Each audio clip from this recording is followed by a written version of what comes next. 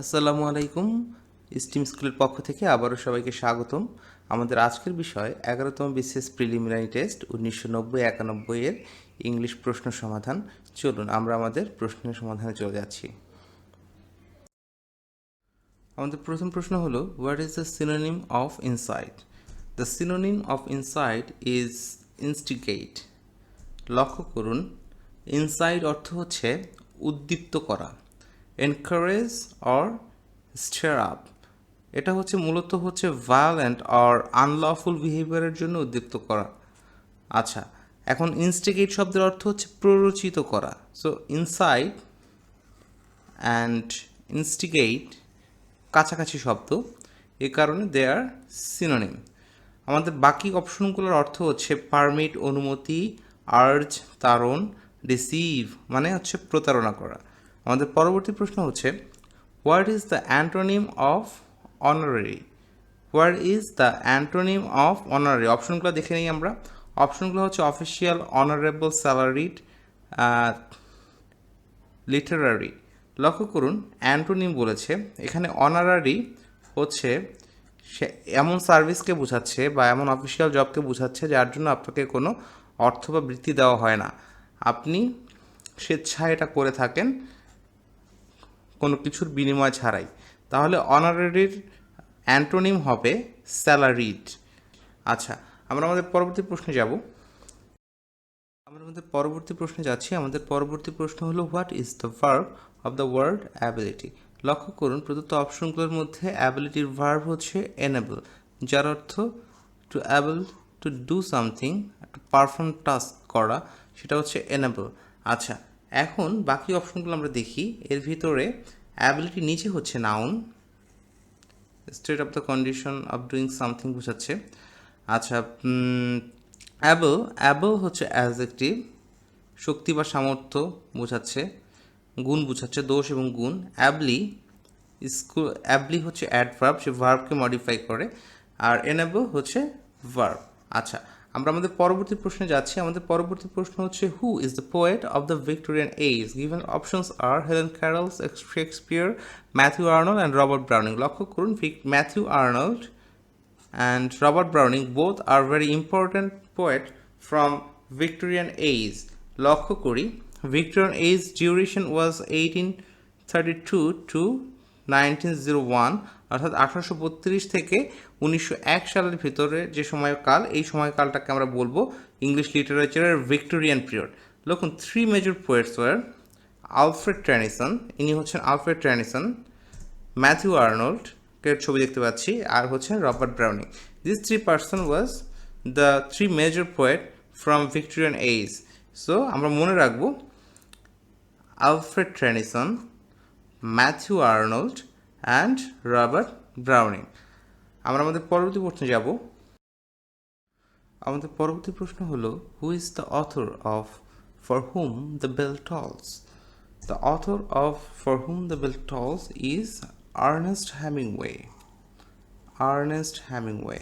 আচ্ছা, Ernest Hemingway, এই যে বন্দুক হাতে মানুষটিকে দেখতে পাচ্ছেন, ইনি হলেন আর্নেস্ট হ্যামিংওয়ে। তার লেখা হচ্ছে for whom the bell টলস।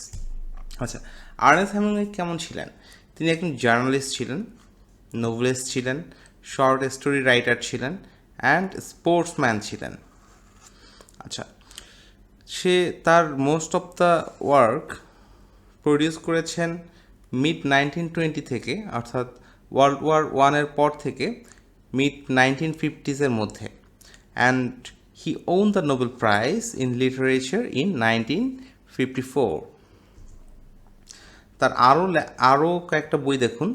His war time experience, যুদ্ধের সময়ের যে অভিজ্ঞতা তা থেকে তিনি লিখেছেন a farewell to arms 1929।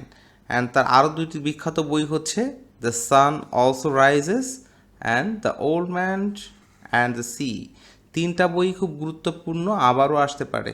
Ernst Hemingway লিখেছেন for whom the bell tolls, a farewell to arms, the sun also rises, the old man and the sea. আমাদের পরবর্তী প্রশ্ন হলো, fill in the blanks he has assured me dash safety.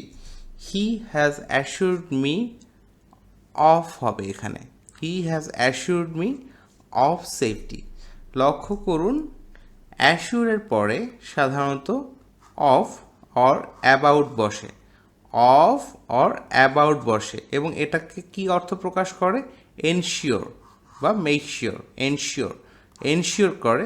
It's like he has assured me of safety, সে আমাকে নিরাপত্তা দেওয়ার assurity দিয়েছে বা সে আমার নিরাপত্তা এনশিওর করার জন্য বদ্ধপরিকর।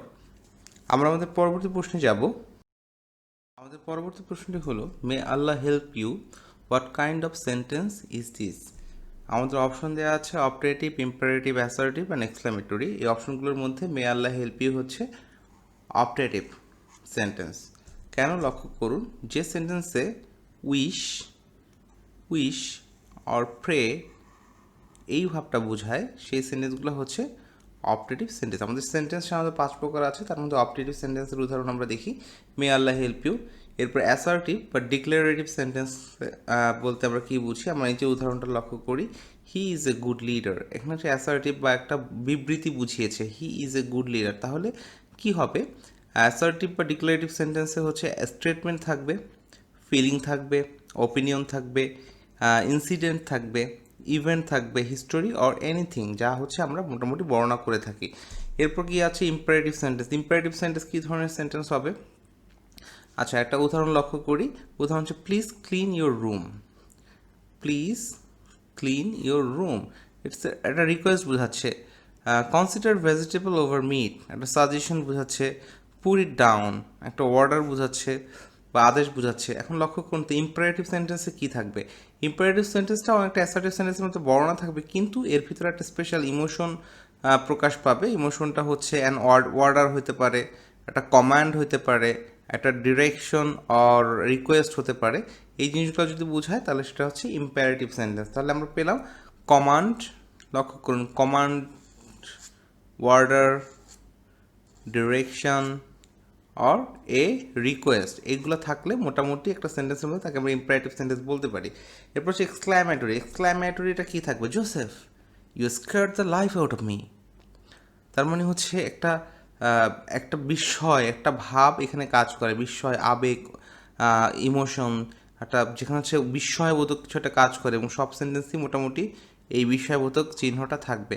এ ধরনের সেন্টেন্স হচ্ছে এক্সক্লামেটরি। তাহলে এ স্টেটমেন্ট, বাট এটাও একটা statement, but it is also convey excitement or emotion. আচ্ছা, এরপরে হচ্ছে interrogative sentence. It's kind of আমরা প্রশ্ন করব, প্রশ্ন যদি করা হয় কোনো সেন্টেন্স বা জানতে যদি চাওয়া হয় সেই সেন্টেন্সগুলো হবে interrogative sentence. Like does he speak English, আমরা একটা প্রশ্ন করেছি। এ ধরনের প্রশ্ন হচ্ছে ask question about a person or things, এগুলো হচ্ছে ইন্টারোগেটিভ সেন্টেন্স। আমরা পরবর্তী প্রশ্নে চলে যাচ্ছি। আমাদের পরবর্তী প্রশ্ন হলো a rolling stone gathers no moss, what rolling is? অপশনগুলো দেখি। Is rolling a gerund, verbal noun, participle or adjective? Here rolling should be adjective. কেন? অনেকে কি পার্টিসিপল বলতে পারেন। এখন লক্ষ্য করি এখানে রোলিং হচ্ছে অ্যাডজেক্টিভ, একই সাথে রোলিং হচ্ছে অ্যাডজেক্টিভ, একই সাথে প্রেজেন্ট পার্টিসিপল। মোর স্পেসিফিকলি আমরা বলতে পারি রোলিং হচ্ছে প্রেজেন্ট পার্টিসিপল অ্যাডজেক্টিভ। এখন পার্টিসিপল কি? পার্টিসিপল মাঝে মাঝে ভার্ব প্লাস আইএনজি যুক্ত হয়ে অ্যাডজেক্টিভের মতো কাজ করে, এটাকে আমরা পার্টিসিপল, প্রেজেন্ট পার্টিসিপল বলে থাকি। কিন্তু এই প্রেজেন্ট পার্টিসিপল মাঝে মাঝে আবার অ্যাডজেক্টিভের মতো আচরণ নাও করতে পারে। সেক্ষেত্রে লক্ষ্য করুন, যেমন আই অ্যাম রিডিং, এখানে রিডিং হচ্ছে participle. We are playing, playing হচ্ছে পার্টিসিপল। এক্ষেত্রে আমরা দেখতে পাই যে পার্টিসিপল সবসময় যে অ্যাডজেক্টিভের মতো আচরণ করবে এমনটা নাও হতে পারে। তাহলে অপশনে যদি দুটো থাকে, পার্টিসিপল থাকে এবং অ্যাডজেক্টিভ থাকে, আমরা কোনটা অ্যান্সার করব? এই ক্ষেত্রে আমরা অ্যাডজেক্টিভ অ্যান্সার করব, কারণ এখানে মূলত অ্যাডজেক্টিভের ভার্বটা প্রকাশ পেয়েছে।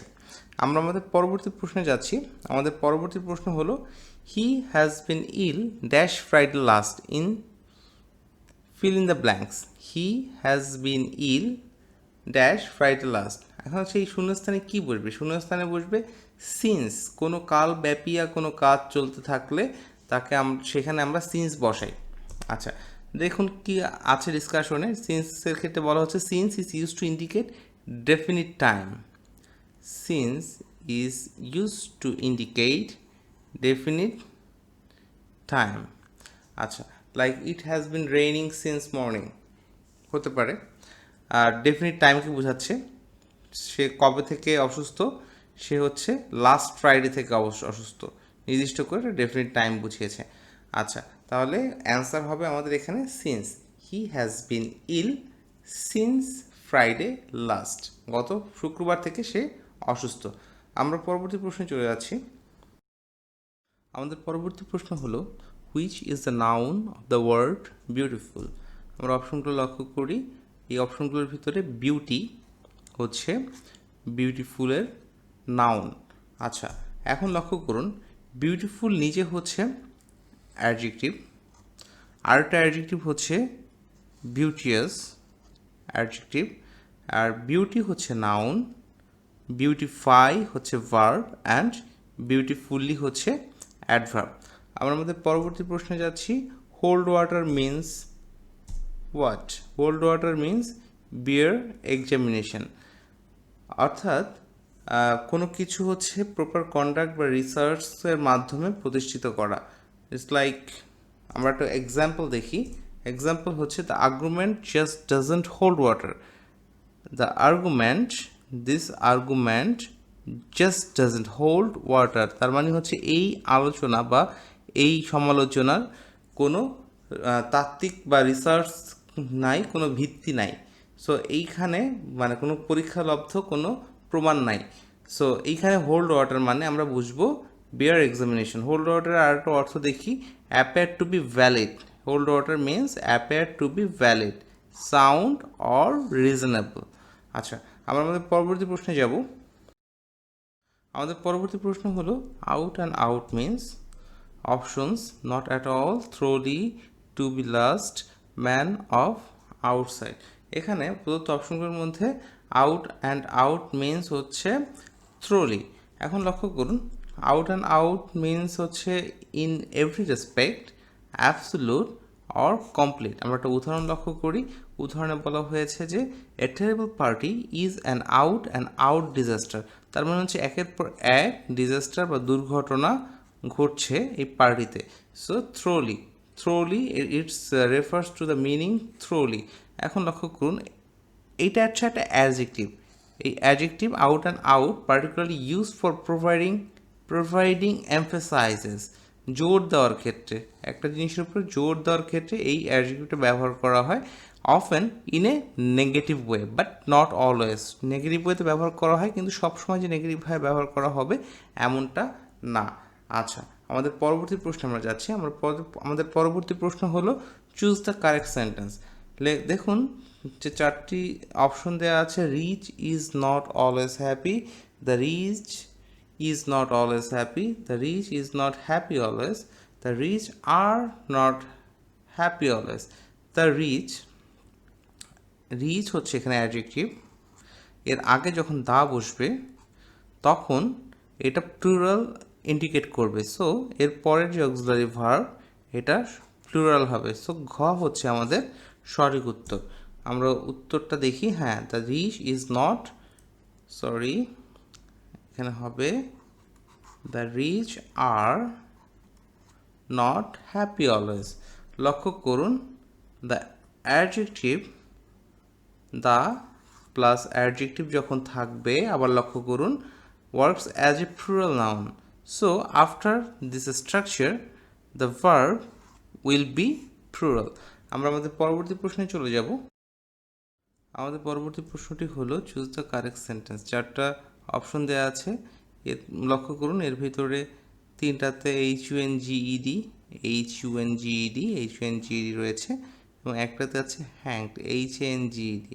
যেগুলোতে HUNGED আছে এটা হচ্ছে হ্যাংয়ের পাস্ট পার্টিসিপল, এর অর্থ হচ্ছে ঝুলানো। ঝুলানো। আর এই যে হ্যাং আছে, এই হ্যাংড হচ্ছে এই হ্যাং টু হ্যাংয়ের পাস্ট পার্টিসিপল, যার অর্থ হচ্ছে ফাঁসি দেয়া, ফাঁসি দেয়া। অর্থাৎ আমাদের সঠিক উত্তর হবে গ। দেখি আমরা, আচ্ছা সঠিক উত্তর গ। আরেকবার লক্ষ্য করি, হ্যাং এর ফার্স্ট পার্টিসিপল হচ্ছে হ্যাং, হ্যাং হচ্ছে হ্যাংড হচ্ছে হ্যাংয়ের পাস্ট পার্টিসিপল, যার অর্থ হচ্ছে ফাঁসি দেয়া। অপরদিকে হাংড হচ্ছে হ্যাংয়ের পাস্ট পার্টিসিপল, যার অর্থ হচ্ছে ঝুলানো। আমরা পরবর্তী প্রশ্নে চলে যাচ্ছি। পরবর্তী প্রশ্নটি হলো সিনট্যাক্স মিন্স